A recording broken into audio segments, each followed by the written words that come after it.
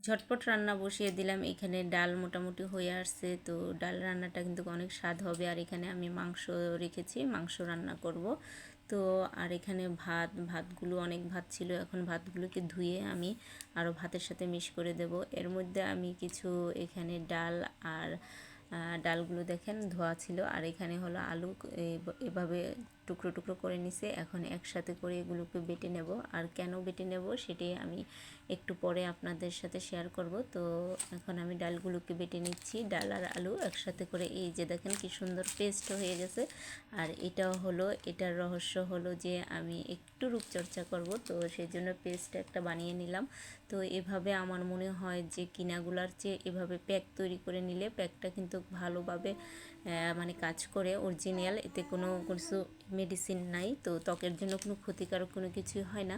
তো এদিকে কিন্তু গরুর মাংস আমার এই যে আমি ধুয়ে নেব এখন ভালো করে। এখানে পেঁয়াজ কাটা আছে। তো আর ডালটাকে আমি এই যে দেখেন একদম সিদ্ধ হয়ে গেছে। এখন আমি একটা আম দিয়ে দেব। দেখেন কত সুন্দর আমটা। ডাল দিয়ে আম রান্না কে কে খেয়েছেন তো অবশ্যই কমেন্ট করে জানাবেন। তো আমি আমটা টুকরো করে নিলাম, এখন দিয়ে দেব। এই যে দেখেন ডালটাকে কিন্তু আমি আগে ঘুটে নিছি, তো এখন দিয়ে দিলাম। আর এদিকে আমি মাংসটাকে বসিয়ে নেব। মাংস ধোয়া আছে, তো আমি একটু একটু করে মাংসগুলো দিয়ে দিচ্ছি। মাংসগুলো দিয়ে আমি এতে কিন্তু মশলা মাখিয়ে নেব। তো পেঁয়াজগুলো দিয়ে দিলাম আগে, যেহেতু আমি মাংসটা মাখিয়ে বসাবো। আর রসুন দিয়ে দিলাম, তো সেজন্য আমি একসাথে সবগুলো দেব। তো আদাও দিয়ে দিলাম, লবণ পরিমাণ মতো। আর এখানে হলো গিয়ে মাংসের মশলাটা আমি আগেই দিয়ে নিচ্ছি, কারণ অনেকে মাংস মশলা হয়তো খান না, তো আবার অনেকে মাংস মশলা দিয়ে খায়। তো আমার কাছে খুবই ভালো লাগে মাংসর মশলা, এক্সট্রা মশলা যেটা দেওয়া হয়, রাঁধুনি মাংসের মশলা। আর এখানে আমি সব জিরা ধনিয়া আস্তে আস্তে করে সবগুলোই দিয়ে দিচ্ছি। সব কিছুই আমি মাংস পরিমাণ অনুযায়ী দিয়ে দিলাম।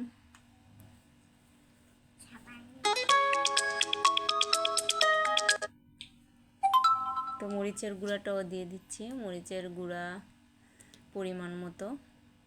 এটা যে যেরকম খায়, অনেকে ঝাল পছন্দ করে, অনেকে আবার ঝাল কম পছন্দ করে। হলুদের গুঁড়োও দিয়ে দিলাম।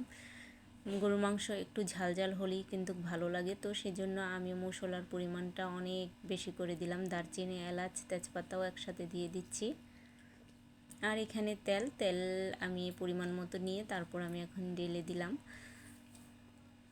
আর এখন বাকি আসল কাজটা রইল, আর সেটা হলো মাখানো। এখন আমি হাতে ভালো করে মেখে নেব। কারা কারা এভাবে মাংস একবারে মেখে ঝুঁকে তারপরে রান্না করেন অবশ্যই কমেন্ট করে জানাবেন। দেখেন মাংসটা কিন্তু এখন এইভাবে মাংস বসালে অনেক স্বাদ, অনেক টেস্ট হয়। দেখেন সুন্দর একটু এটা মাংস মাখাচ্ছি। এই যে দেখেন আমি